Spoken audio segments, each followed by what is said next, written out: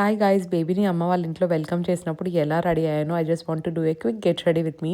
ఈ dress colour combination నాకు చాలా బాగా నచ్చి ఇది వేసుకున్నాను. ఐ మేకప్కి I don't want to play safe, అందుకే సెలెక్ట్ బై స్విస్ బ్యూటీ నుండి ఈ cushion mousse eye shadows use చేస్తున్నాను అనమాట. Look at the colours guys, ఇది మల్టీ డైమెన్షనల్ వేలో మంచిగా షైన్ అవుతుంది అనమాట. డిఫరెంట్ కలర్స్ కనిపిస్తున్నాయి కదా.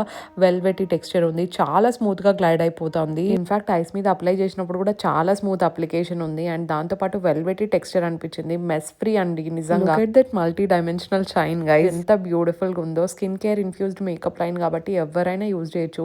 ఐస్ ని కూడా ఇన్స్టెంట్ గా లిఫ్ట్ చేసినట్టు అనిపించింది. Just look at the colour shifting, it's very nice.